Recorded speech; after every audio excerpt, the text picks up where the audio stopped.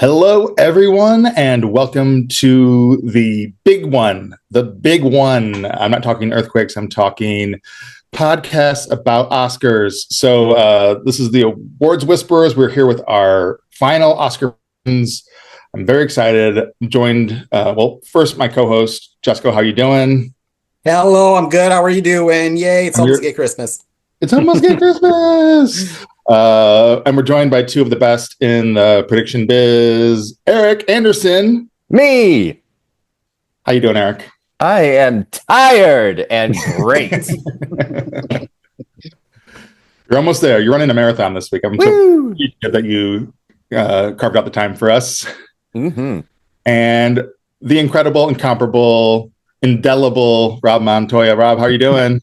I'm doing great. Excited that we are on the home stretch of a very interesting, odd Oscars, but very excited. Yeah, before we, jump into our predictions, any just like final thoughts about the season overall? Like we just had SAG, BAFTAs in the bank. Any final thoughts on the overall season? Here's how Carla Sofia Gascon can still win.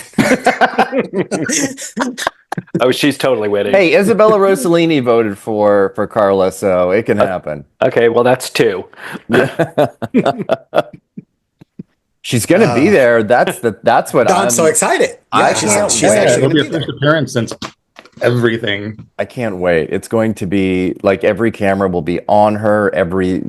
It's going to be such a hot The red mess. carpet is going to be interesting because either she just walks it and doesn't stop, or she's going to just let loose. She's going to do whatever she wants, but I think she will be behaved because if she got, Netflix to pay for the travel and everything, she's probably under some pretty strict regulations. But you know what? It's clearly never stopped her before. So, why not close out the craziest season with an absolute just batshit red carpet? I want to see how she interacts with Selena Gomez and Zoe Saldana, and I just can't wait. I love Fernanda Torres and yeah. all of Brazil. Oh, man. I love mess. I love mess too. Yeah, That's exactly what this is. Oh, man. Crazy. Well, let's just jump in then to the predictions. So we're going to start with the short categories, and we'll start. I guess we'll just do it. We'll start with animated short. Our nominees. Oh crap! I lost my nominees. I can read them. Oh, read please. Thank you. And these are not in alphabetical order. These are in my order, so sorry about that. We have Yuck, In the Shadow of the Cypress, Wander to Wonder, Magic Candies, and Beautiful Men. Great men, beautiful men. Great men, beautiful men. I'll start. I'm predicting Wander to Wonder. all right. I'm predicting Yuck. I swapped out Wander to Wonder for Yuck today. Even with Wander's BAFTA and Annie wins, just the vibe of it is pretty dark. Yeah. But I do have In the Shadow of Cypress as a number 2. It's the only silent of the bunch, and that can do well here. I've got Yuck, too, just because I think it's the lighter, sweeter of the bunch. I did have Wonder to Wonder. I did see it. It's weird. It's good, but weird. And yeah, I just think Yuck seems to be, it's just very sweet.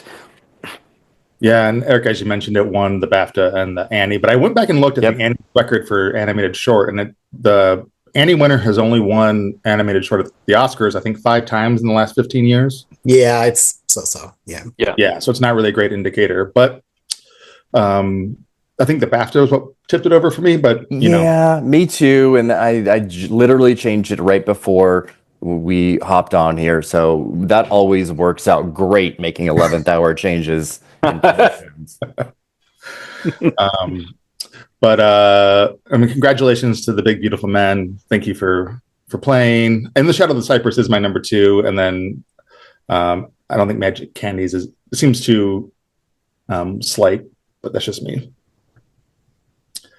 Let's move on to the live action short. I have the list now. The nominees are Aline. Is that how? Is that?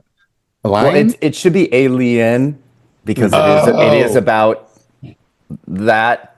So I it's was like, just a it's lean on a just house? Like, it's just trying to be a little bit too clever with that title. Yeah. Alien, Anusha, I'm Not a Robot, The Last Ranger, and The Man Who Could Not Remain Silent.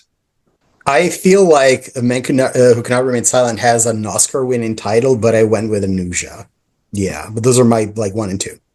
I went with a lean or alien or however you want to pronounce it, just based on just the topic, and very relevant. And I don't know if this matters or not that it's the only English language one. And I just thought it was very tight, very well done, had a little bit of edge and suspense, and again, very topical on what's going on right now regarding immigration here in this country. I have it at number 2, and I stuck with the man who wouldn't shut up or whatever it's called because men. And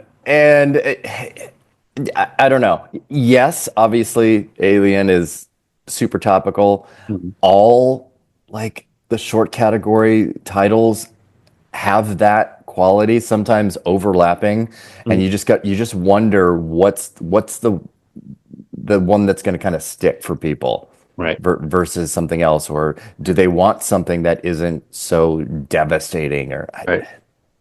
And also, how many people, considering the percentage of people that actually watch these, and I'm wondering if they're like, I'm just going to check the first one. I don't think there's a lot of people that just blind vote based on names. I know we've definitely joked about that before, Right. but I think it just has a very small number of people that watch them, and those are the ones that vote because I just think they abstain. Yeah. I'm voting for The Man Who Could Not Remain Silent. Or I'm not voting. I can't vote. I'm a woman in the 1900s. I can't, or the 1800s. I can't vote. No, I'm predicting The Man Who Could Not Remain Silent. I took a gander at all of their like precursor hauls, and they're all pretty even. There's nothing out. So my strategy whenever I'm in doubt, especially in the short categories, I just pick the one with the longest name, and that has by far the longest name. So, Very wise. And I only saw 2 of them, and of the 2 that I saw, I like that one. So there's that. all right, moving on to documentary short. The nominees are Death by Numbers, I Am Ready Warden, Incident, Instruments of a Beating Heart, and The Only Girl in the Orchestra. I want Incident to win. I think that was the best out of all of them. But I just have a feeling they're going to go with the lighter, The Only Girl in the Orchestra, which was okay. And it seems like they're similar to the Last Repair Shop last year. It had Netflix, very similar vibe. And not as, I think out of the 5, it was the more lighter, positive one of the bunch. So it just seems like that's the one. Like I said, I think Incident deserves it. That was so good, but I'm going with the one that seems the most Academy friendly. Yeah, I feel like Incident has that gravitas about it, and it's obviously very topical, but it is also kind of hard to sit through. And I also feel like Girl in the Orchestra has maybe the edge, but I'm going with I'm Ready Warden. Yeah. Same. Really? Yeah, I mean, I have Only Girl at number 2. Same. But it's actually the fact that the similarities to Last Repair Shop are almost too much. And doing that 2 years in a row, when you look at just each year of any of these categories, there isn't a lot of direct repetition.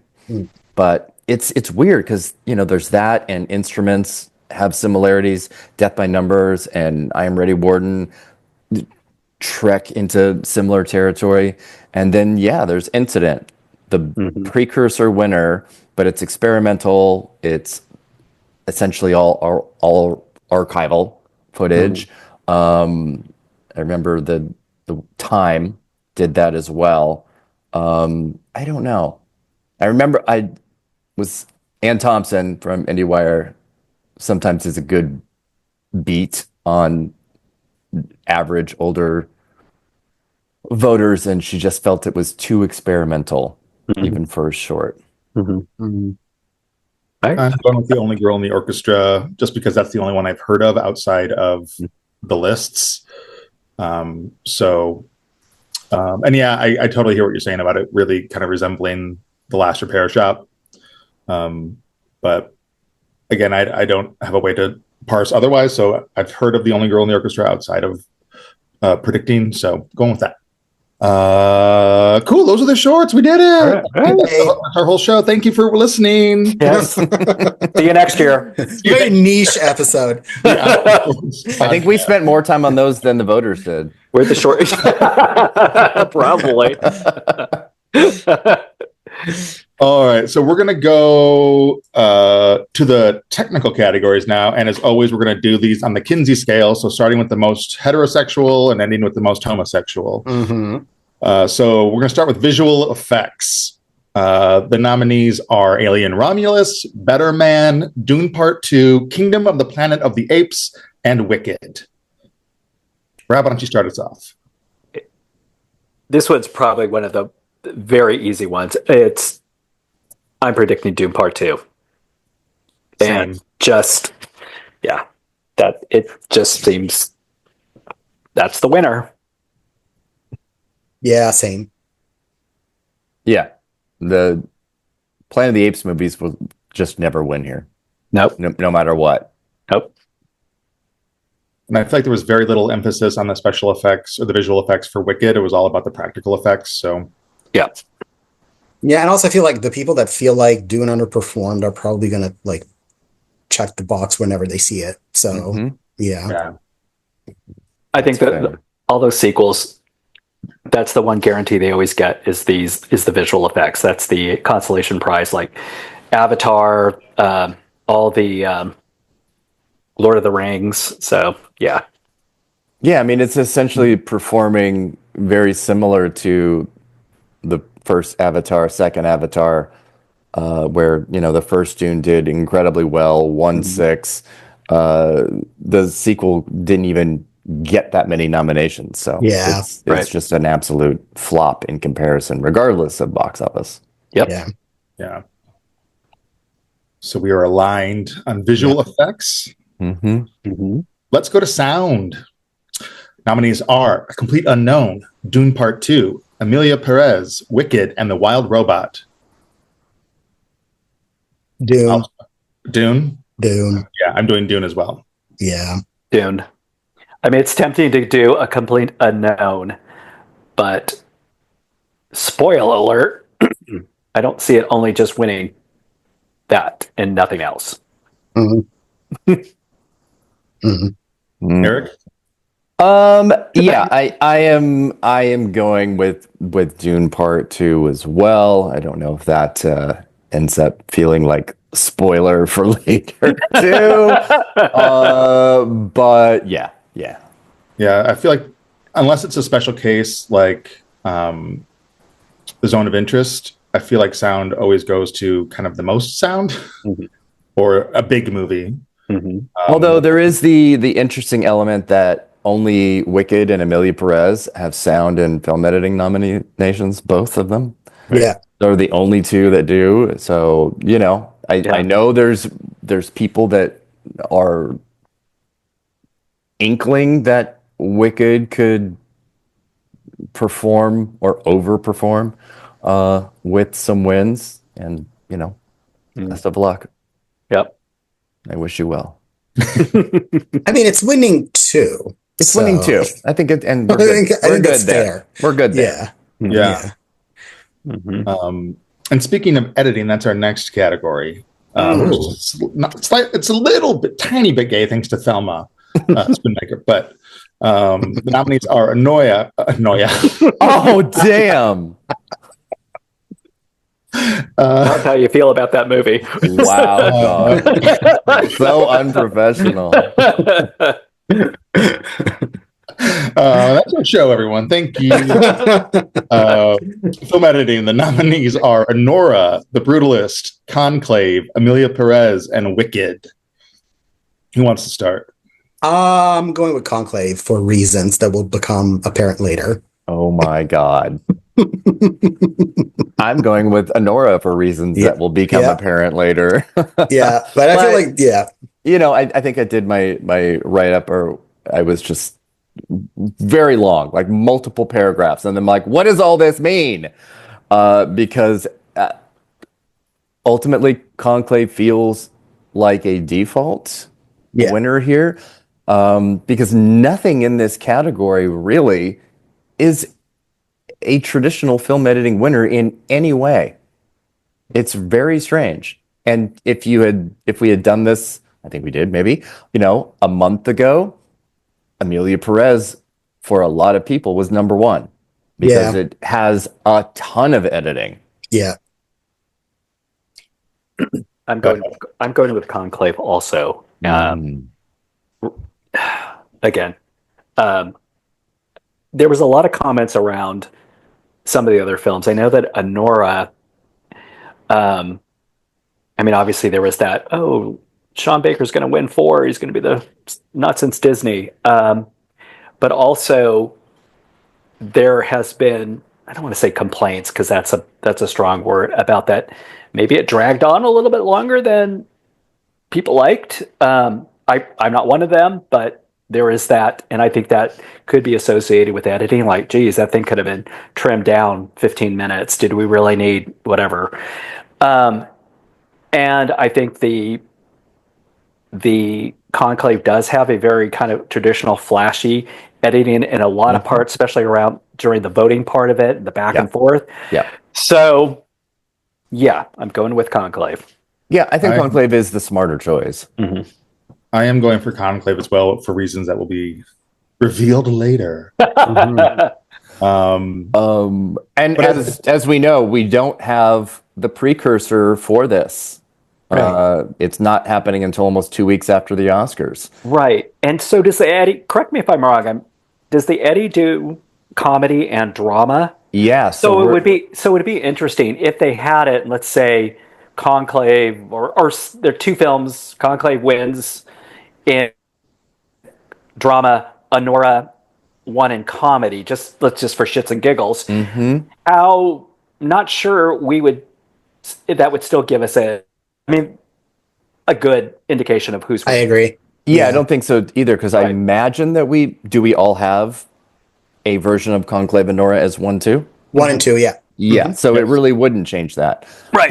Because with Ace, the way it's broken down, Anora's in comedy, Wicked's in comedy, Conclave's in drama, and Emilia Perez is in drama. Mm-hmm. Yeah. Okay. So unless either of those lost, I don't think it would do a whole lot. Mm-hmm. But it'll be fun on March 14th to see, because all the voting for it was done January 8th. So there's no, whatever happened. It could be Emilia Perez. Right. Yeah, that's definitely I think a bellwether category. Your eye on. Mm-hmm. Getting slightly gayer, we're going to Best Cinematography. The nominees are The Brutalist, Dune Part 2, Emilia Perez, Maria, and Nosferatu. And I'll just start and say I am going with The Brutalist. Same. Although Maria is way stronger than I thought it was. That ASC win was so incredible. Really interesting. God. Yeah. Even though it was, there were 7 nominees, but still. It was amazing. Yeah, I think the consensus is it's a pretty tepid movie, but the cinematography is stunning. It's beautifully shot film. Mm-hmm. Yeah, Brutalist. I think this was an easy one. So the weird thing about this, and also with editing, if we're hunting for stats, the last movie to win editing without a sound nomination, and that wasn't a Best Picture nominee or director or Best Picture winner or director, was Witness from 1985. Oh wow, really long time ago. Wow. And in cinematography, the last non-Best Picture winner to win without a visual effects nomination is Crouching Tiger. Wow. And Witness won without a visual effects. Yeah. And Witness won original screenplay too, right? Yeah, it was a very strange combination of wins for Witness. Right. But there is just that thing where people connect categories in a way that becomes, I mean, a stat that has been around since 85. I don't think that's going to fall anytime soon. Because things have changed, I think, in the way that people associate picture with editing. So, although Witness was fairly strong, I think it's Ford's only nomination too, right? Yeah. So, It was a very strong player that year for sure. Yeah. But it's just I'm like, weird things. Yeah, Weird things. Because what does that mean? That Dune wins cinematography? That would be insane. Yeah. it could, but yeah. It's Amelia Perez. That helps the Brutalist in this situation, in this category specifically, is that the movie is about architecture, and so the shots are very much created with that in mind. So there's a lot of visual storytelling that happens in it that I think might be helpful to its. I like the world building in it is, I think, fantastic. So I'm okay with this winning cinematography. I also feel like it's interesting that they got into editing kind of against the odds. So there's something to be said about that, and the fact that I think people were impressed with it, like from a technical standpoint, as it should have been. So I think I have it in third in editing, but it would not surprise me if it somehow managed to kind of win. Yeah, I mean, it basically maxed out with Oscar nominations outside of like costume design in a way that it was not able to do anywhere up to that point. Yeah. So it's a great example of the Academy in those branches being very different than the precursors coming before. Yeah, as I mean, the criticism was it's too long and there's not enough editing. So it's interesting that. It's crazy to me. I think it's perfectly edited. I think having it in 2 acts is just a dream. I agree. Yes, it's incredible. Yep, absolutely. So we're all predicting the Brutalist. I think so. Yes. All right. Look at us. Mm-hmm. All right. Just you wait. Getting slightly gayer. Still, the original score next. The nominees are The Brutalist, Conclave, Amelia Perez, Wicked, and The Wild Robot. Who wants to start? I don't know why Wicked is nominated, but I will go with The Brutalist. Yeah. And anything, honestly, that isn't Conclave in this, I'll be happy with. I think one moment from Conclave, but the rest of it is an absolute nightmare score. You don't like that? It's ridiculous. It's like you're like this. You're like a soft boiled thriller. You don't need music like this. It's that high. It's extra though, because the movie doesn't take itself that seriously. So no, I disagree. I think it takes itself too seriously, and that's why it's campy and funny and dumb. I don't know. I feel like parts of it play out like an episode of like The Real Housewives, and it knows, I think. Yeah. But it doesn't, because Berger has said as much, and that's the thing that drives me crazy. And that's why it's really campy, because like people laugh in scenes that he did not anticipate. And it's happened in, multiple audiences of different groups of people. So his vision for it was clearly not what audiences took from it. Yeah, I don't know if it's like the acting or the way that it's shot and like edited. There's something about it that I think feels a little self-aware. Like the curtsy moment, especially for me, it's just I can't just look at that and be like, this movie doesn't know, or these actors are not in on it. So I don't know, but I feel like the score worked for me because of that. Yeah. I'm going with The Brutalist, just because of the scope and the pomp and the bigness of it, I guess. Yeah. I would give it to The Brutalist for the opening strains and I would be happy just even for those like 10 seconds. It's incredible. Yep. Yeah, Brutalist. With Conclave upsetting. Yeah, it's definitely number 2. Upsetting Erik. I have it too. Yeah. Right. The Volker Bertelmann of it all. Just somebody needs to stop him. The one-note composer. Oh my god. Let's move to the other side of the music coin to original song. This category, well, we'll talk about it. The nominees are El Mal from Amelia Perez, The Journey from the 6888, Like a Bird from Sing Sing, Mi Camino from Amelia Perez, and Never Too Late from Elton John. Never Too Late. Okay, so I am predicting that after 15 unsuccessful attempts, the Academy is going to put Diane Warren out of her misery, and this is the year that it happens. I would honestly love for her to win this. I would too. Just to put her out of her misery, but also it's her best song in a while, honestly. It is. It is. It's a movie that actually exists. So let's not even, it's a bad one, but yes. Yeah, but I mean, it is readily available out there for people to watch. They used it, I think, for an in memoriam segment at, what was it, SAG or BAFTA? I don't remember. SAG. Yeah, where I'm like, girl, you know what you're doing. Like, she knows how to sell her stuff. And I feel like it's time for all of us. I am still predicting El Mal, as much as I think it would be cool to see Diane finally win, just because El Mal has won everything so far. And I don't think Amelia will go home completely empty-handed. I mean, it won't, but 2, I'm getting ahead of myself. I'm predicting it for 2 categories. This is one of them. Yeah, I switched back. I was with El Mal all season. I went like 1 week and put The Journey at number 1, which I felt was really bad because Diane was like so excited about that.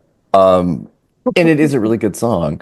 But when I came down to the finals, El Mal is the centerpiece song of the film and of Zoe Saldana's performance. I think the two they're so intertwined that you can't actually separate them. And so I just ended up back where I started. But the issue for me is that it's kind of a bad song. Just at a basic level. Oh, I think it's fun. I think they're all kind of mid. Yeah. Like, yeah. But I feel like people that just listen to it, regardless of how they feel about the film, I can't imagine that there's this like sweeping like need to vote for it because it's not that good. Well, I think if you're just voting only for songs, say out of context completely, and you're just listening to it, The Journey is a great song. Never Too Late, a great song. And those would probably be and have been, pretty traditional kind of winners. Yeah. I mean, I have them all in 2, like in second place, but I don't know. I have a gut feeling that I feel like it's going to happen. I think El Mal is the best song in the movie, but I agree it's not a super great song. But I understand also what Erik's saying. It is kind of like the centerpiece song, and all the clips of Amelia Perez use moments from that song because it's like one of the most visual moments of the movie. It does have Carla's worst singing in it. Yes. My problem with it is that it's sung without purpose, if that makes sense. Like, up until now, we don't know why Zoe Saldana would be singing this perspective. Everything we've known about her up until then is basically nothing. So the fact that she comes out with this big song about corruption just kind of comes out of nowhere, and I don't understand why she's the one singing it necessarily. So there's incongruity for me, but again, it's been winning everything, so that's why I'm predicting it. And also, I read that Gascon's singing was digitally like enhanced with like AI, maybe. So I don't know if that's going to like turn people off. Well, I mean, so is A Complete Unknown. I mean, there are a dozen movies that no, sure, but I mean, in terms of like it. So in terms of like songs that are actually nominated, like for that to happen in a song that's actually up for an Oscar. I don't know if people are gonna think about Crazy that not. they use AI and it still sounds like that. Yeah, I think that's the least of that movie's problems. So. Rob, did you say who you're predicting? I can't remember. Yeah, I'm doing Elmal. I mean, I get all the arguments for all the other songs, and then it was funny. I was thinking, wouldn't it be weird if the Sing Sing song ends up like winning and it just like the I was kind of comparing it to the when Judas and the Black Messiah won original song. I don't think anybody had that on their radar. At least but I don't think it's happening. So I'm gonna go with Elmal, but I don't know. Well, the Journey, her is the singer of both of those songs. So Right. Hey. That's definitely one to watch. There could be I mean, yeah, I could see. Yeah, but I'll go with Elmal. She'll be so happy too. I'm sorry, but Diane Warren is gonna be on stage and just saying "fuck yeah" and just being so happy. Like, come on. And they're not performing the songs, which really sucks unless they're doing the weird thing with whatever Lisa and Ray and whoever else. Yeah, whatever that is. I would say that's a bad production choice, which leads us to the next category. We're going up the Kinsey scale. We're getting into the gay territory now. Best production design. I tried to make a transition there. I don't know if that worked. Pretty gay. Nominees for production design are The Brutalist, Conclave, Dune Part 2, Nosferatu, and Wicked. I have Wicked. So do I, and it kind of kills me that it's not The Brutalist, but it's insane, actually. Yeah, it seems like this is what's going to happen. Yeah, I would love it for The Brutalist to upset. I would love it for any of the other four. Yeah, to upset because I thought Wicked was a bloated mess, but it seems like it's Wicked's to lose. Yeah. Wicked. I mean, it's such a big deal about all the sets that they built and all the practical effects and stuff. So yeah. This is where you reward it. Everything in the movie just looks like one of those like princess cakes, that bright green and bright pink that are just like really, really ugly. It's and backlit. And it's I can't even talk about. Well, I'm backlit, but that's And it's cleaned up. Not Oscar nominated. It cleaned up at the guilds, right? I mean, it just pretty much cleaned up. Oh yeah, it won everything. Yeah. The only so the winners of all guilds, Wicked won everything, art directors and set decorators, and then Critics' Choice and BAFTA. Conclave won art directors and set decorators from different categories, and then Nosferatu won art directors. That's it. So it was a full sweep for Wicked. Right. Not surprising, but just not unfortunate. Not great. Yeah. No, not great. No. Not great. This feels like one of the easiest. And the production designer, his name is escaping me. This is kind of like he's hasn't won, right? Right. He's never won, right? No. Okay. No, nobody, no one here. Right. He's nominated 7 times. Right. Except for, Patrice Vermette. Cool. Hello, Rachel. Oh, sorry. Hi, Yay, Rachel, you're just in time. Yes, hi. You're just doing the Wicked Awards. Yeah. Oh, the pretties. Paul Tazwell. Yeah, so we've gotten through the shorts, visual effects, sound, editing, cinematography, score, song, and we just started production. We just finished production design. Everyone, this is Rachel. Rachel is joining us. Through all the categories that I don't care about. And don't do foreign film until I get on. That's exactly the instructions were. Anything in any of those categories you want to talk about? I mean, I want to know what you guys all predicted, but I'll just have to go back and watch this when it's up. We're pretty aligned on, I think so. On pretty much almost everything. Does everyone have Brutalist for score? Yes. Yeah. Yes. Yeah, that was my pick as well. We all have Dune 2 for visual effects and sound. Is that correct? Yep. Yes. Yeah. We're split on editing, so watch that. Between What's the split between? The Well, only everyone two picked choices- Conclave, and I picked Anora. Yeah. Interesting. Even though I acknowledge that Conclave is probably the correct choice. And then we all picked Brutalist for cinematography. Yes. Yeah. And then we all picked Brutalist for score. Yep. Song is split between El Mal and The Journey. And then we all I picked would have said El Mal for that one. So. Okay. and we all picked Wicked for production design. Yep. And now you're up to date. Rachel, thank you for joining us on Awards Whisperers.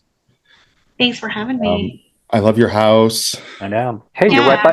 you're right. You're near my I house. was gonna say I'm actually near Rob's house right You're like now. you're a block and a half away from. You should have just come here and Oh my we god. do it together. Oh my god. All right, so let's jump into makeup. Our We haven't done costume design. That's the gayest one. That's the last one. Oh, okay. Okay. Okay, yeah, fair. Makeup and costume. Okay, Right. fair. Yeah. We're at 5 on the Kinsey scale now. Costumes to 6. All right, best makeup and hairstyling. The nominees are A Different Man, Amelia Perez, Nosferatu, The Substance, and Wicked. We all have the substance. Yeah. We all I have have, the I have the substance. The Substance. Yeah. I honestly, I wish a better man could tie, but a different man could tie, but because I was really impressed with the makeup. But yeah, it's a substance. Oh yeah. Yeah, I think just the amount of makeup involved, what they accomplished, its precursor run in this category, and the connection between, a lead actor and the makeup category is also very strong. Mm-hmm. If that's where you're going. I was gonna say Yeah. if that's who you're predicting. If that's Maybe. yeah. I don't know, maybe. That's happened before. Yeah. Yeah, like with Brendan Fraser most recently and The Whale. Mhm. That sure Yeah, happened. we were all except for you, Chesco. I'm sorry, we were all in the room together for that. Yep. Oh yeah, yeah. Oh boy. That was That was awesome. All right, so we're all predicting the substance. Let's go on to the gayest tech, costume design. The nominees are A Complete Unknown, Conclave, Gladiator 2, Nosferatu, and Wicked. Do we all have Wicked? wicked. Wicked. I have Wicked. Wicked. Yeah. It would be insane. If it lost, yeah, Insane. yeah. I had this thought, and someone can shed light on it. I'm predicting Wicked, but I feel like Conclave, when you do costumes that are like really heavily based on an existing design, that doesn't often fare well, right? Right. They're just basically copied what the Cardinals already wear, right? Yeah, kind of, which is like why Gladiator is a cool nomination here, because it's not really historically accurate. It's very interpretive. So I like that. But yeah, I think sometimes, but I don't think most voters get too wrapped up in that. Right. That they like most. Mhm. So costume design, production design, editing, cinematography ends up getting to be whatever has like the most of all of those things. Yeah. Mm. And the winner will be like a 3 got, right? When he wins, he'll have Oscar, Tony, and Emmy, Yeah. right? Yeah. Yes. And he'll be the first African American male to win this category. Right. Right. We love I to just see it. changed my shirt just in time for this. Oh, And he won the Tony for Hamilton? Yes. Rachel? It was Hamilton, right? For Paul Tazwell. Yeah. What? I think he won for Hamilton, but I'm not sure if that's his only one. If that's his only win. Does he have Yes, he more? won for Hamilton. That is his only win. I thought so. Yeah. Yeah. And he won an Emmy for The Wiz? The Wiz. Okay. Yep. Yeah. Yep. How do I know all this stuff? Oh, it's what I was thinking of was Bringing the Noise, Bringing the Funk, which he also did the costumes for, but he didn't win. He got a nomination for that. Yeah. That's what I Nominated heard, 9 yeah. times But that was total. his debut too, which is Yeah. Oh, wow. God, that crazy. was 100 And years he's ago. had tons of nominations. Yep. Yeah, 9 it looks like. Mm. And 1 win. Well, For Hamilton. 8 Yeah. nominations, 1 win. All right. Nice. Cool. Cool. All right, costumes. Thank you. We're going to move into I don't know how to describe these, the specialty film categories, I guess. We'll start with documentary, feature film. The nominees are Black Box Diaries, No Other Land, Porcelain War, Soundtrack to a Coup d'etat, and Sugarcane. Who wants to start?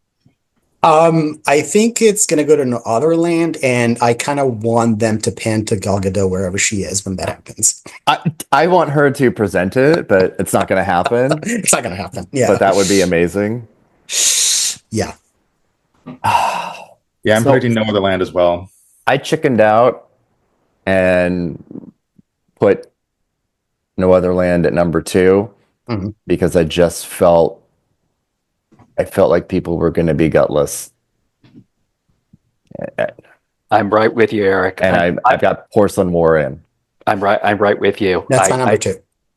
I hope I'm wrong, but I agree with Erik on that. I think just obviously it was a critic's fave. The lack of distribution, Porcelain War won PGA. I think it just seems to be the more. Not safer. I know they did the Ukraine last year, but I think. But it is a safer one. It's much safer. It shows a different angle towards the war. So yeah, I mean, I'll be happy if no man if it wins, but I'm going with Porcelain War just because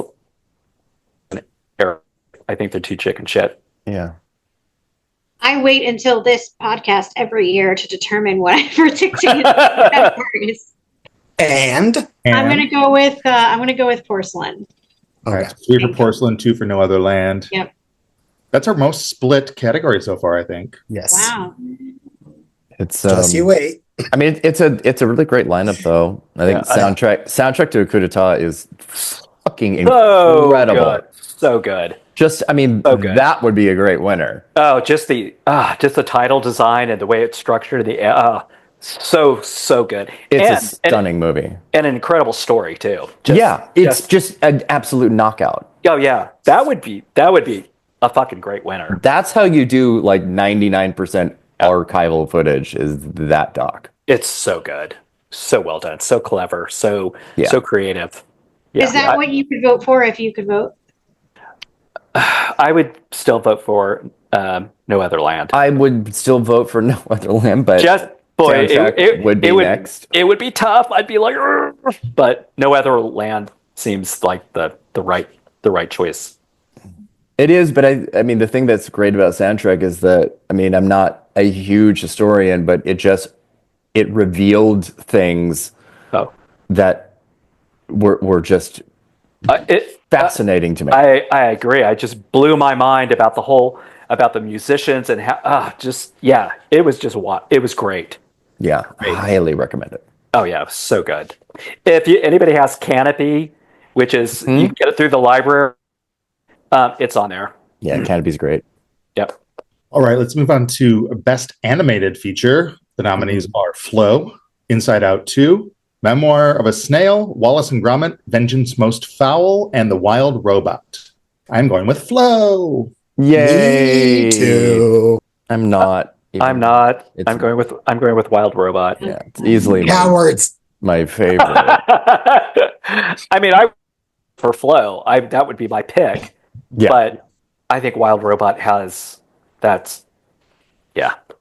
it's done very well in the guilds, and it just screams animated feature. And also that sound nomination, the score nomination, it shows that the Academy actually saw it and liked it, and appreciated. Yeah, that song snub though for Wild Robot is and also Flow is also nominated for foreign film. No, I mean, just saying. No. I agree. Rachel, help us out. Yeah. I'm saying Wild Robot. Okay. But I think this is a good category though. Yeah. Oh no. Yeah. Here's the thing that I think works in Flo's favor enormously, and that was the BAFTA loss in favor of Wallace and Gromit. So, Yeah. like, neither of them won.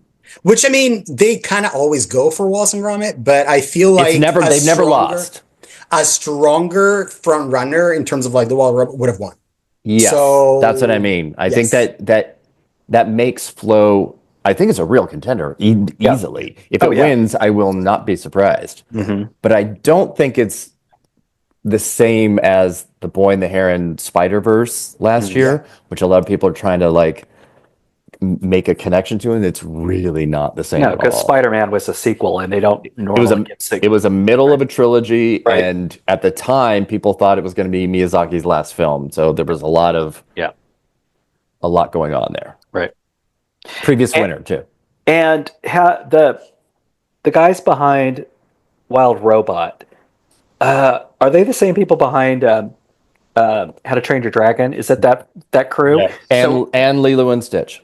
Okay, so they've never won. Is that correct? Okay, so that's another thing that's kind of put me towards. Although I would argue that nobody is keeping track of who's won and who hasn't, except for us, because of those two Oscar voters who said, "I'm not voting for Ray Fiennes. Oh my God. He already won, so I'm going to vote for Adrian Brody." Oh, Yeah. cool. So Ray Fiennes actually won for Schindler's List, not Tommy Lee Jones. Awesome. Yep. God. And Adrian Brody apparently did not win for The Pianist. So I just want to say that then Glenn Close won for Dangerous Liaisons. There you We're go. good. Oh, she totally did. I love revisionist history. Sometimes it's better than the real In thing. my reality, that's what happened. On behalf of Ted, who's not on the podcast, Alfie, Laurie Metcalf won for Lady Bird. Yes. And Network won best picture. So there you go. God, oh God. We fixed all the world's problems, guys. Yes. All right, let's move on to a juicy category, the juicier category, international feature. The nominees are Emilia Perez, Flo, The Girl with the Needle, I'm Still Here, and The Seed of the Sacred Fig. I'm going with I'm Still Here. Yes, same. I am as well. I think it benefited from the TORRES Golden Globe win, where all of a sudden people started to, I guess I need to see this movie, around the same time that the Emilia Perez shit was going down. And then I think a lot of people realized, this is actually a better picture and much more deserving. I'm predicting I'm Still Here as well. I think the timeliness of it, combined with the calamity of everything with Emilia Perez, Yeah. just kind of made them go like that a little bit. Yeah, there's it's really kind of hard to ignore just the conversation around it. And it's my belief that of the 3 nominations that it has, this is the most likely place to be able to give it Yes. something. Right. Yeah. Although, I mean, hey, I know a lot of people that are, but okay. but you know what? We could be saying that and, talking from within our own bubble of what we think that people are going to think about Emilia Perez, and then it could just win anyway, like it was going to from the beginning. Sure. Yeah. It might have fizzled out by the time they actually were voting, perhaps. The controversy. And it was a longer voting period. It's usually like 5 days, and it was like 8 days. And later than it was supposed to start because of the fire. So, exactly. Rachel, did you say who you're predicting? I'm picking I'm Still Here, but I'm not convinced that I'm not going to switch back before Sunday. The main reason that I'm picking it is because I think that even if Emilia also ends up losing original song, in my mind, it has a lock on the supporting actress category, so it will not go home empty-handed, and its efforts will be rewarded in at least one place. And I don't have I'm Still Here in any other category currently. Spoiler. Yeah. Okay. So we're all predicting I'm Still Here, but we Yes. recognize it's very close. Yep. Yeah, I think it's very close. All right, we finished the specialty film categories. I don't know if that's the best way to describe them. Time for the above the line categories. We're going to start. This is when I should have signed on. No, I'm kidding. We're going to start with adapted screenplay. The nominees are Complete Unknown, Conclave, Amelia Perez, Nickel Boys, and Sing Sing. Conclave. This is one of the biggest locks of the night. Conclave. Mm-hmm. You know, I'm pretty. Well, I don't know. Yeah, Conclave. Yeah, I think there was never a Complete Unknown surge like we Not for those. No. really on. Conclave has really just been a lock, I think, for a while. And you know, it has BAFTA Critics' Choice, Globe, USC. If it had been WGA eligible, it would have beaten Nickel Boys. Yeah, Yes. it would. Which I have in second place, but yes. Oh, absolutely. Yeah. Nickel Boys is second place. So Yeah. But it's kind of a distant second. yeah, very distant. Yeah, Should win, but it Love should the win. Nickel Boys. Yeah. That was It's not a Nickel real Boys. adaptation. I just don't think that it's close, really, between first and second in this category. Yeah, I Yep. agree. All right. So fuck adapted screenplay. Let's go to original screenplay. that should win. The nominees for original are Anora, The Brutalist, A Real Pain, September 5th, and The Substance. So while I feel like this is a more competitive race, it is. I am going with Anora. Huh? I don't think it's that competitive. No. There's people that are saying, Real Pain or The Substance could win. And I'm like, it's sure a they very could. written screenplay. It is a very dialogue heavy, juicy written screenplay for sure. And I love it. I love the movie. Anora? A Real Pain. Oh, Real Pain. But I don't think I'm going to go against the non-Best Picture nominee. Or So this- with it. I'm predicting Anora, but I wanted to note that the last time a WGA winner for original screenplay was nominated and lost Oscar to a script that was also nominated in original screenplay was Almost Famous in 2000. Mm-hmm. So that bodes well for it. Yeah. And then you had the going back 20 years for an original screenplay winner not nominated for Best Picture, beating a Best Picture nominee. Yeah. Mhm. So, and Anora was able to beat it at the Writers Guild. Right. So, I mean, that's, Yes. I don't know. So if A Real Pain were to win, it would be the first time since You Can Count on Me beat Almost Famous that a movie that was nominated at WGA in original screenplay and lost Mm-hmm. beat the WGA winner at Oscar. And in that case, neither of those movies were Best Picture nominees. Correct. So then you go to the 2004 stat. Right. Yeah. Although it's not the same when there were only 5. I don't like comparing stats from Yeah. because Almost Famous was certainly in 6th or 7th place and was a Best Picture nominee and an expanded. But that's the thing. Sure. A Real Pain was, it's probably arguably safe to say that it was 11. Yep. But it wasn't 10. Wasn't yep. So Yeah. it could have been. Sure was not. And actually that stat makes me wonder if because if you look at who was nominated at WGA, it was Anora, A Real Pain, Challenger, Civil War, and My Old Ass.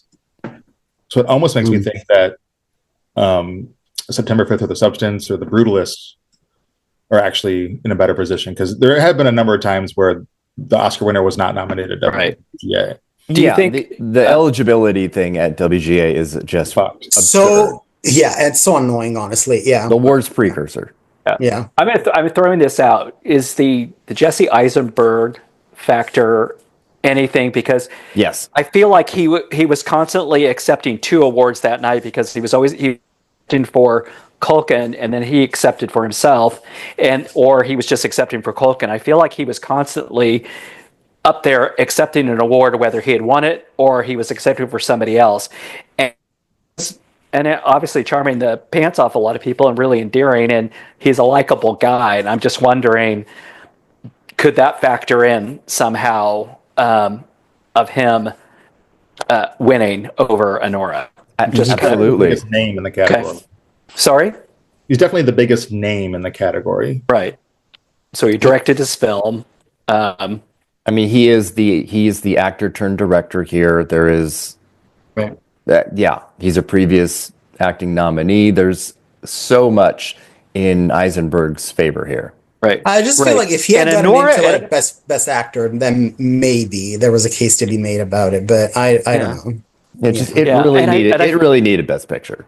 Yeah. And I feel like, and the only thing is that I'm picking Anora, but God, I feel like Anora just didn't win where it should have won. I mean, obviously it won WGA, but I feel like it kept losing its category. If it loses this, things are, It loses this. It's not looking good. For the PGA, DGA, WGA winner. Is that what takes us back to the Hurt Locker, I think? Mm-hmm. So that's been a minute. Yeah. I just wouldn't be completely shocked if Real Pain wins. I won't be shocked, but I will. I will. I mean, that's probably the one category. I mean, I feel like I'm pretty locked in at everything that I'm predicting, but that's the one that it could be a last minute change. That's what I was saying. It's like more competitive. I have Substance at 2 and A Real Pain at 3, but they're very close. Mm-hmm. Mm-hmm. All very close. Yeah. So, I just can't believe that a movie could win supporting actor and original screenplay and not be a nominee for Best Picture in a 10 lineup. That to me, it should have, Tolkien's sweep should have been enough to pull that in. It almost was. I mean, it was really clearly very close. Yeah, it almost, I don't know. Because it got into PGA, right? Mm-hmm. Yeah. But see, that's TORRES. That's also why stats do make sense and matter sometimes. And that specifically nothing really matters before the expansion era. So the fact that we haven't had it since then, every year is just another year that really kind of proves it, rather than gets closer to it not happening. I do have A Real Pain in second place, though. Oh yeah, definitely. Me too. But I mean, I think if there was the 10 back in 95 when Usual Suspects won supporting actor and original screenplay, there was the 10 most likely Usual Suspects would have probably been in the top 10. And I know we're discounting some of the stuff, but that's an interesting thought that's the last time that happened. It would be so crazy and funny to have it be aligned with Usual Suspects. And part of the reason I have Anora winning here too is I'll just say right now, I don't think Sean Baker is winning 4 Oscars.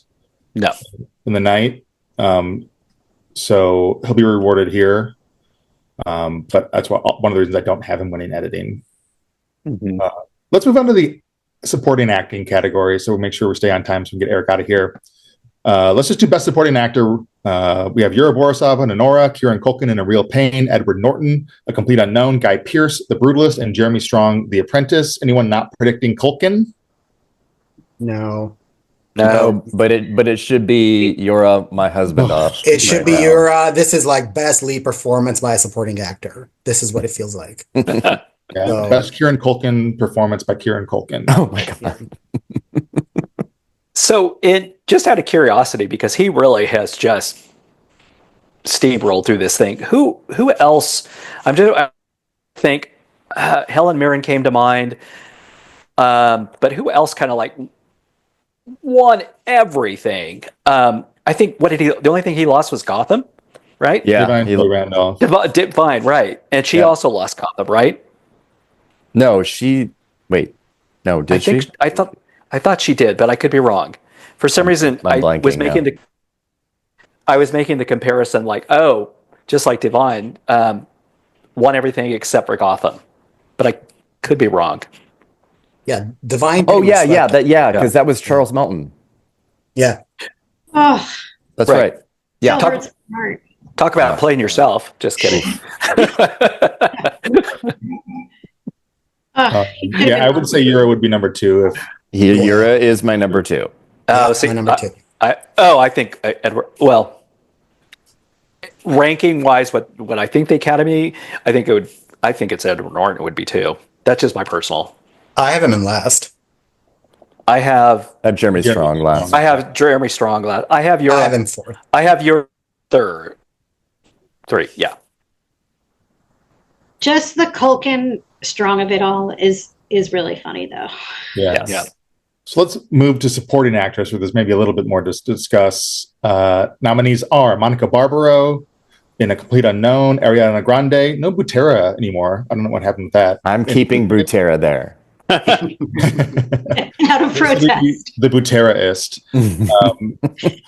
Felicity Jones in The Brutalist, Isabella Rossellini in Conclave, and Zoe Saldana in Emilia Perez.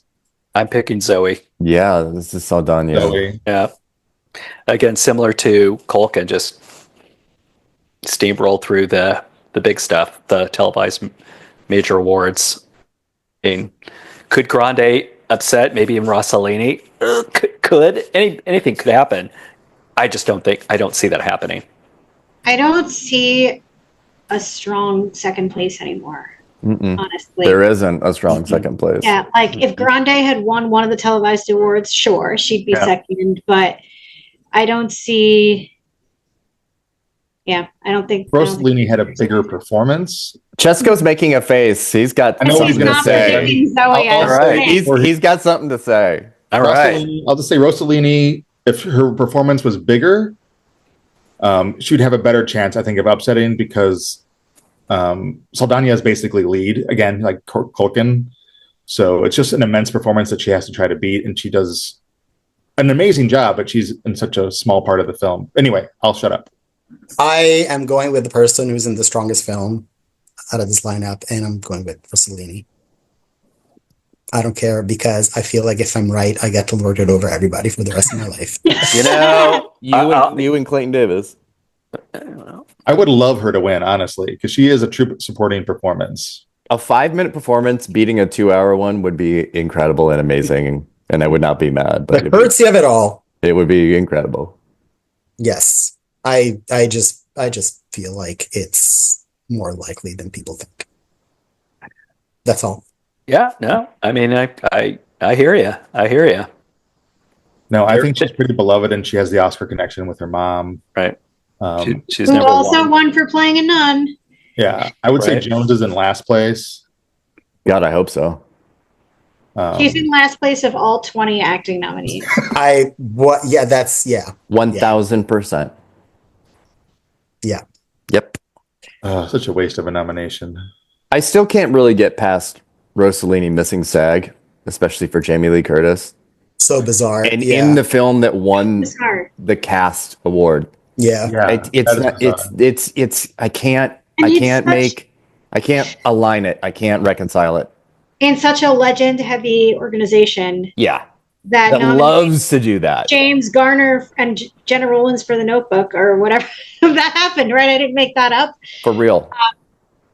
And they overlook a legend, Cloris a Leachman. Nepo baby legend who ends up with an Oscar nomination in their best ensemble.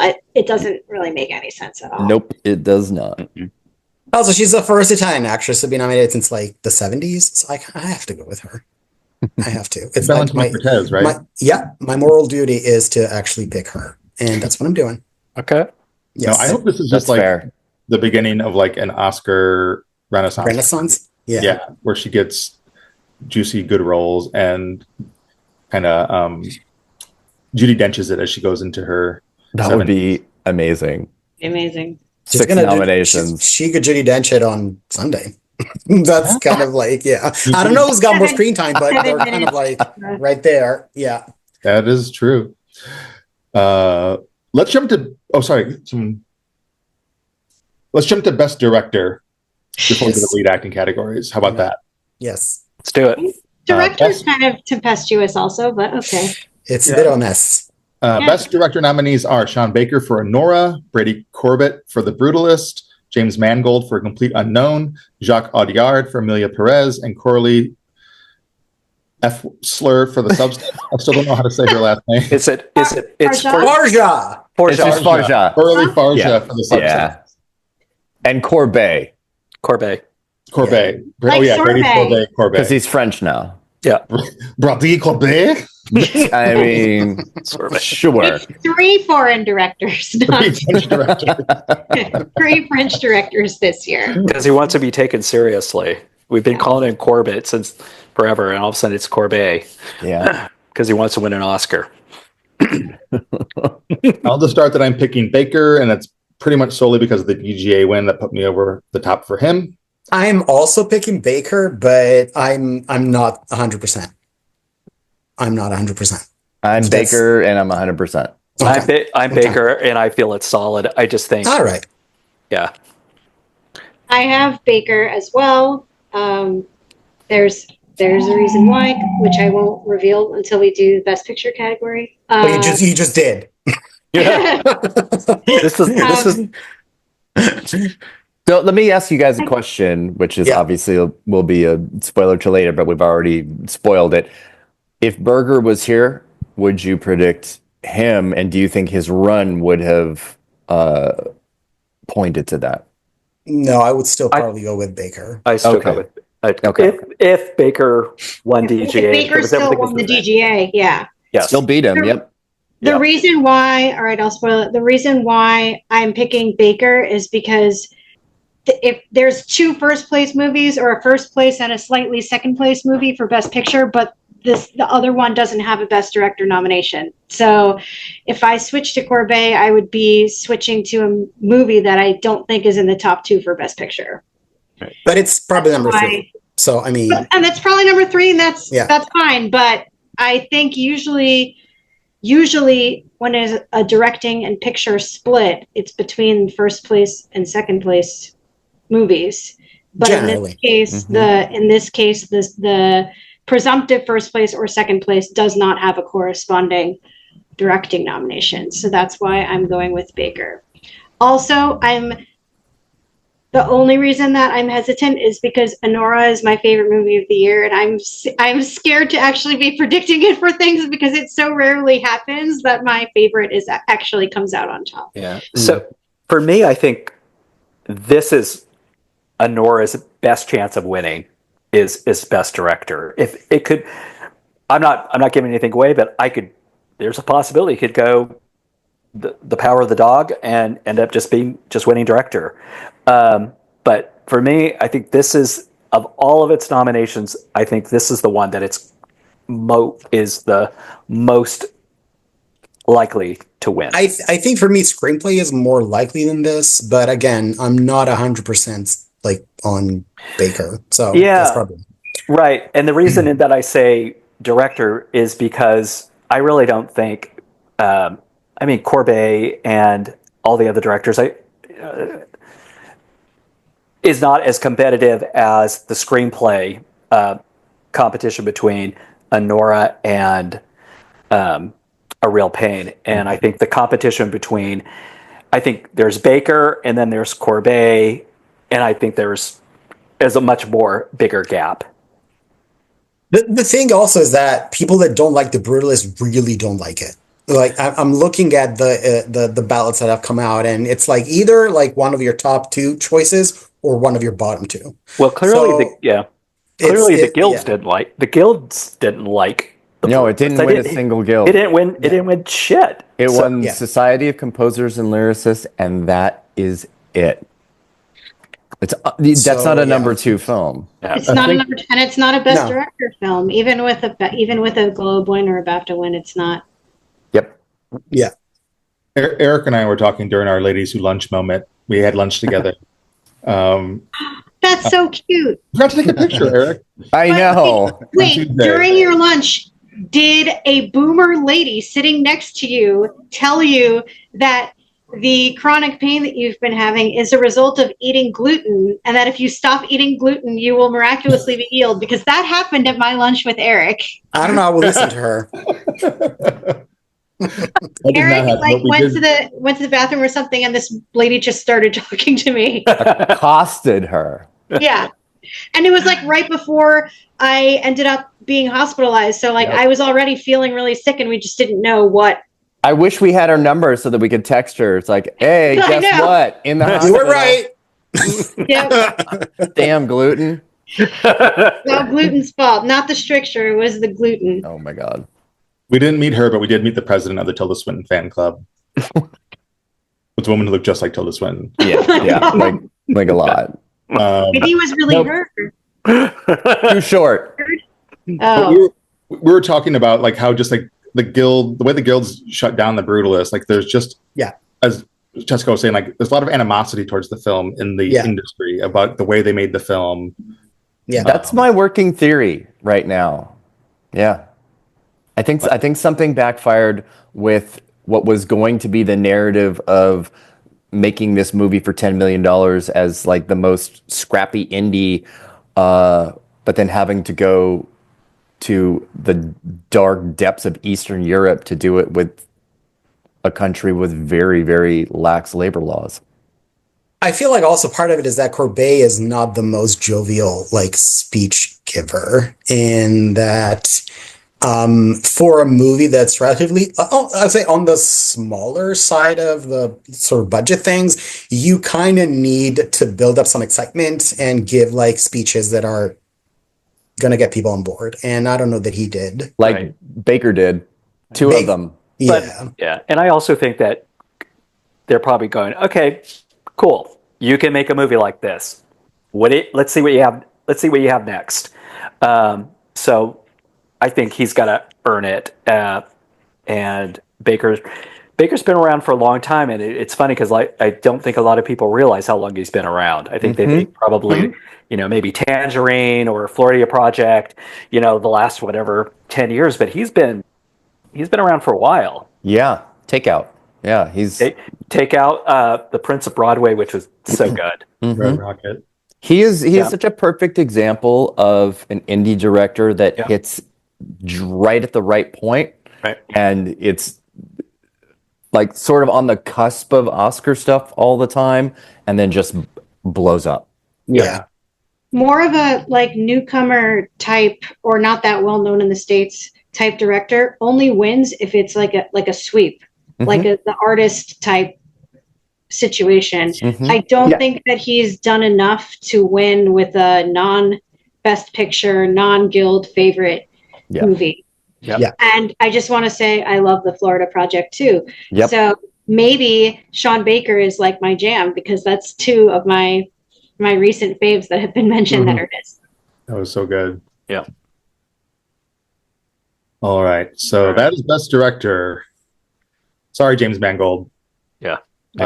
Next time. How is he in though with no burger?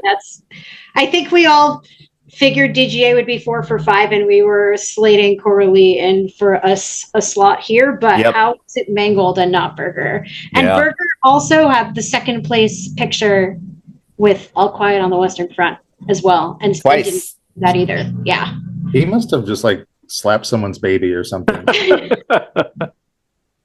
They're holding it against him. All right, let's go to the only category we actually care about. Let's be honest. Okay. Best Actress in a Leading Role. The nominees are Cynthia Erivo, Wicked, Carla Sofia Gascon, Amelia Perez, Mikey Madison, Anora, Demi Moore, The Substance, and Fernanda Torres, I'm Still Here. This is how Carla wins. Everyone's predicting Carla, right? Exactly. Yeah. All right, next, all 5 on Carla, yes. I'm predicting TORRES. I'm predicting Demi Moore. I'm predicting Demi Moore. I am predicting Demi Moore. I am predicting Demi Moore. Nobody's predicting Madison? Alfie is. He's not on the call, but Okay. He Really? is, and I know why he is too. So yes, he is. Okay. He said this is an organization that favors ingenues in this category over any other type of nominee, and he doesn't think that they're going to pass up the opportunity to have one who is the starring role of, spoiler, his Best Picture prediction. Yeah.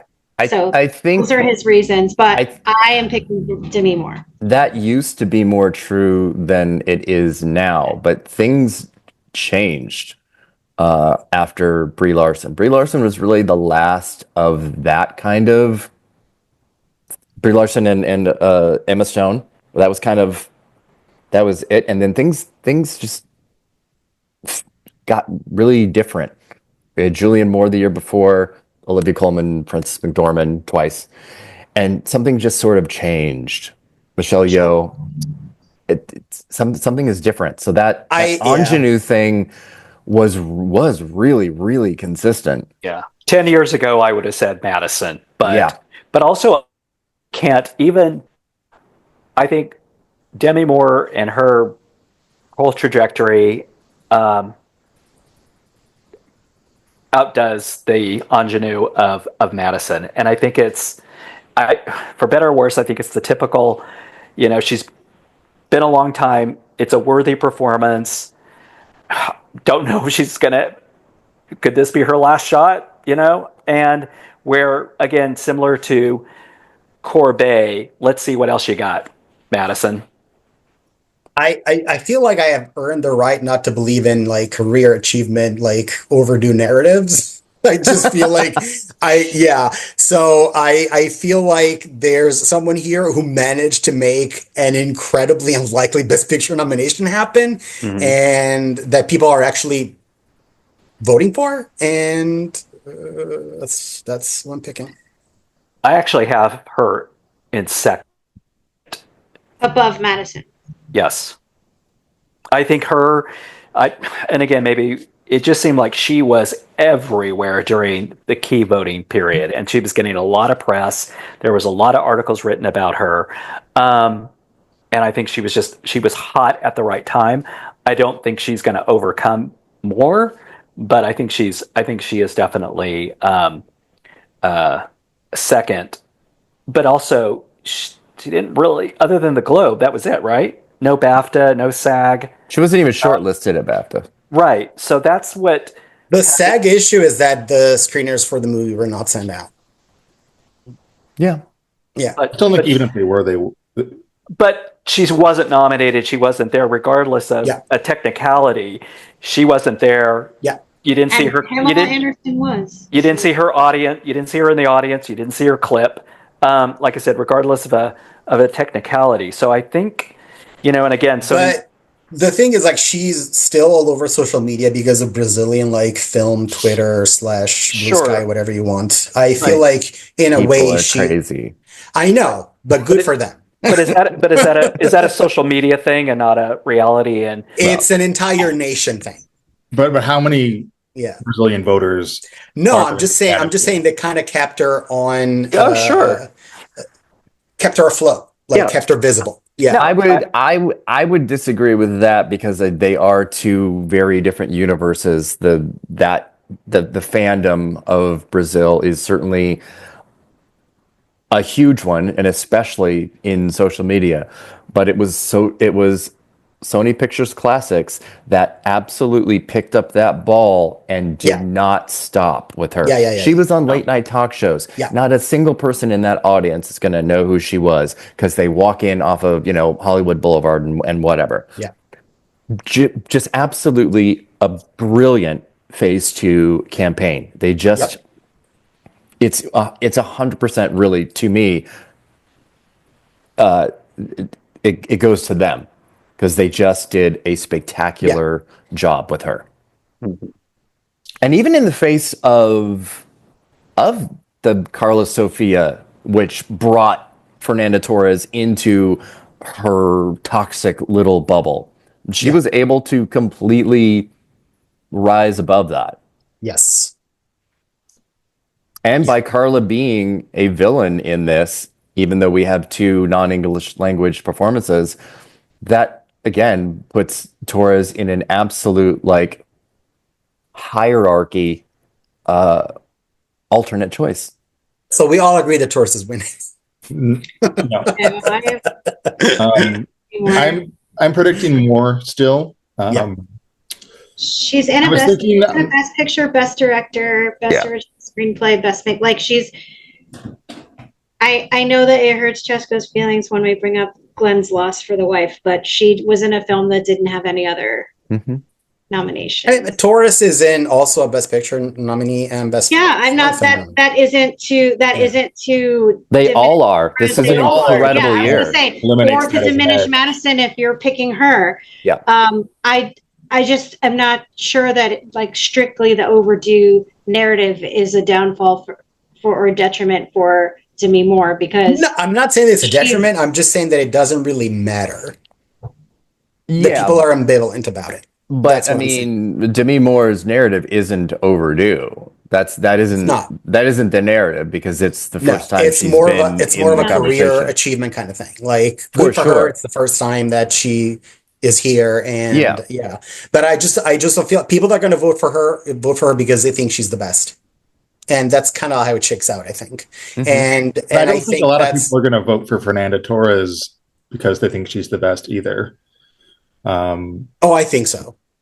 I think she's great. She does spend an awful lot of time just waiting in prison, but she's great. Yeah.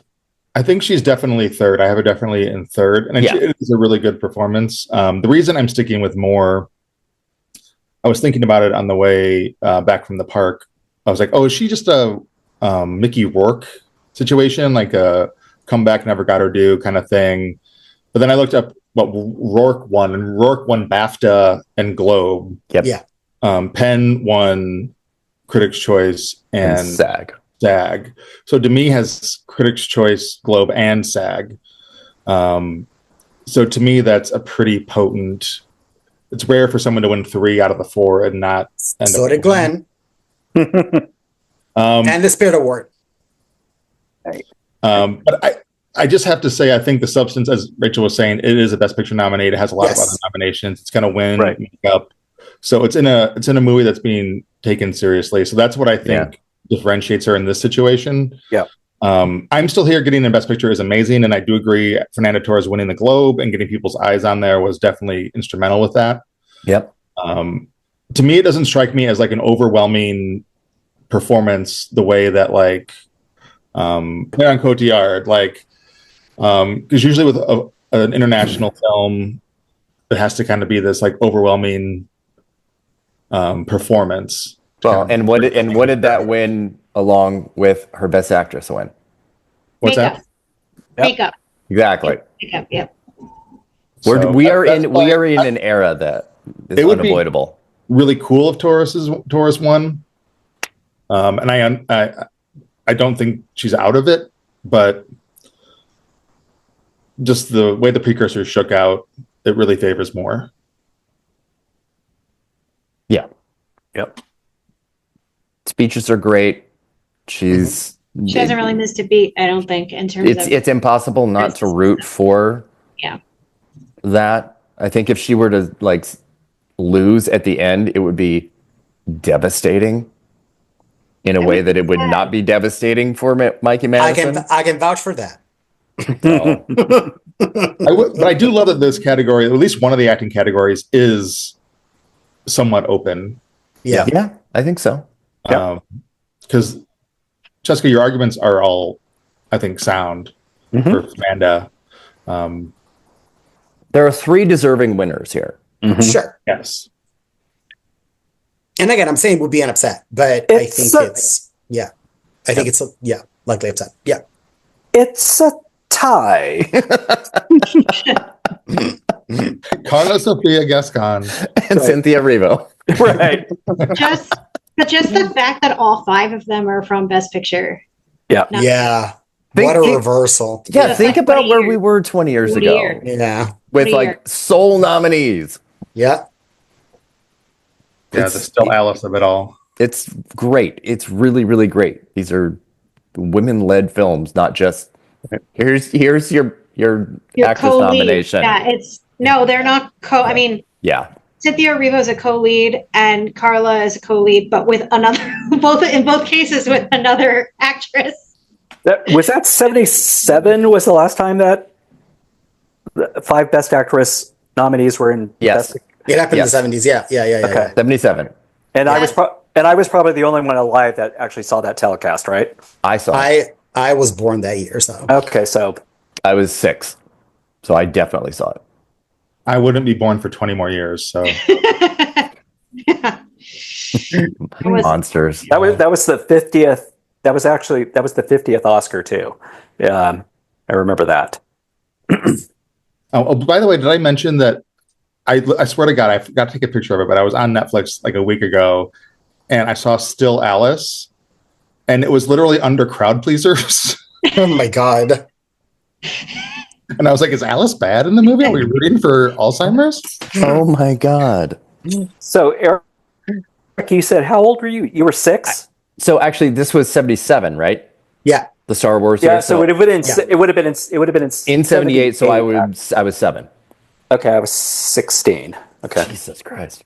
I know, I'm old. Okay, so it was 78. I was like 4 months old. Yeah. you You were watching it. You just. Oh my God. We still have 2 categories to do. Yeah. Okay. Eric, do you have Yes. All right, Yes. sorry. In a bit. Okay. Yeah. Actor in a leading role. So here are the nominees: Adrian Brody for The Brutalist, Marlon Thee Brandome for A Complete Unknown, Holman Domingo for Sing Sing, Rafe Fiennes for Conclave, and Sebastian Stan for The Apprentice. Brody. Brody. Okay. I remain not conviened about Timmy. No. I don't even have him in second. Timmy's gonna, like Leonardo DiCaprio, had He's to win. going to have to wait. Yeah. Yep. He's too young for a male winner. Yep. But if he does win, he's going to beat Adrian Brody's age record with Adrian Brody in the room with him. So that's fun. That's one of the most fun things about this because Right. I think that it's only between Brody and Chalamet. So Right.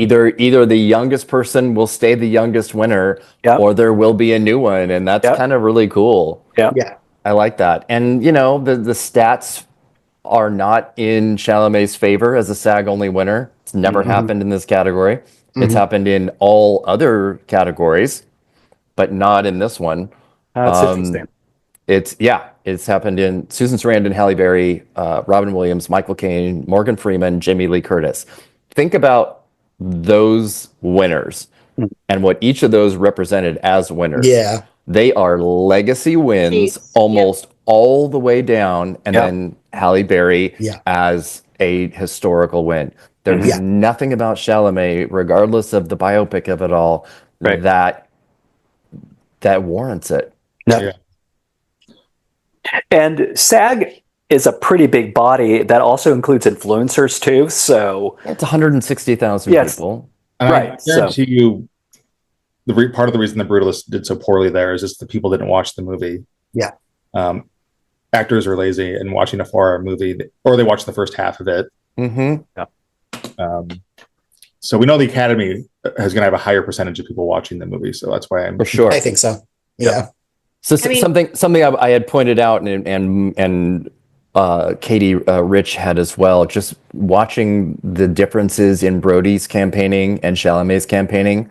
Brody's very, very traditional, go to every event, present at guilds, do everything in LA, and Chalamet, very different, viral videos, SNL, a younger campaign.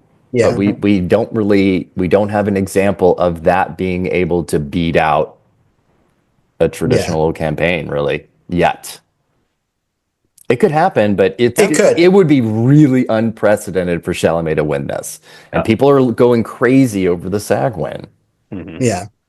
He's too young. Unlike the changing traditions in Best Actress, we haven't seen the age traditions in Best Actor change basically at all. Slap the stud. Even Brody being the youngest winner, he was 29 when he won. Like 50% of the Best Actress winners are 29 or under. I just think I think he's going to have to DiCaprio it. Like just looking at the stat of the oldest living, like I just posted in our chat before, the oldest living winner of each category, the oldest winning supporting actress is from 1954, the oldest winning actress is 58, the oldest winning supporting actor is 61, and then now the oldest winning actor is Jack Nicholson from 75. Like Crazy. that's just how old and dead all the best actors are. Right. Yeah. That's crazy. Yeah, I just think, and Brody has had one of the most unlikely second Oscar, if he does get it, stories. Like 22 years in between with basically no notable film work. And some very bad ones. And some very bad ones. Like nothing really even had him on the map for an Afterglow nomination or anything. Yep. I mean, the list of 2 for 2 is quite esteemed company for the most part. And Hilary Swank. And Hilary Swank. I was going to say and Kevin Spacey. And Louise. And Louise. It's actually a pretty rotted group.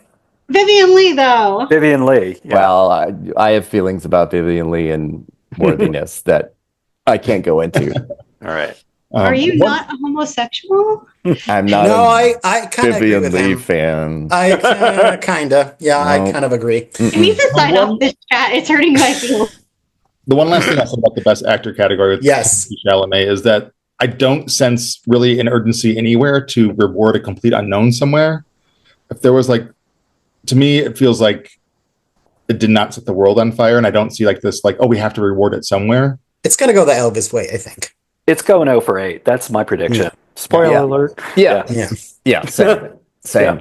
And it's tough because he is the biggest star on the planet, and there is no really two ways about that. He's in 2 Best Picture nominees. It's his 3rd time being in 2 Best Picture nominees at 29 years old.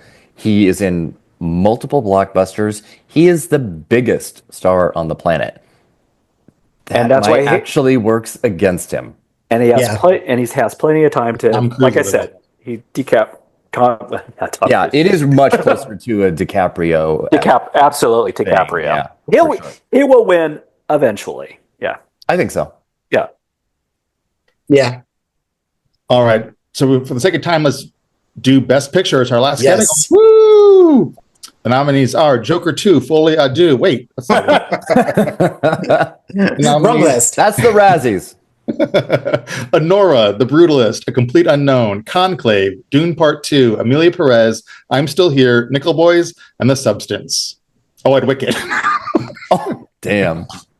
I legit did not mean to. And also that. No telling. I am picking Anora. So Sean Baker will win 3, and that's why I don't have him in editing, because I don't think he'll win 4. I am picking Conclave. Yeah. I am picking Anora. It's between these two. Chesco, explain to me why you're picking Conclave, because I am too.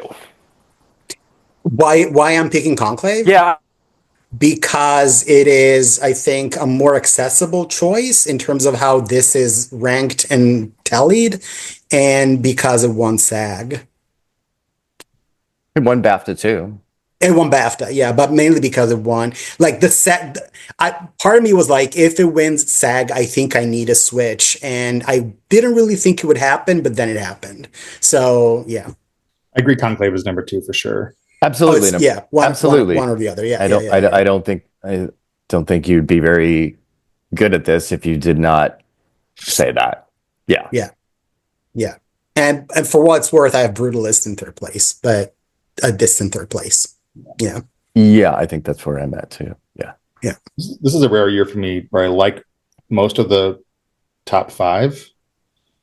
It doesn't happen.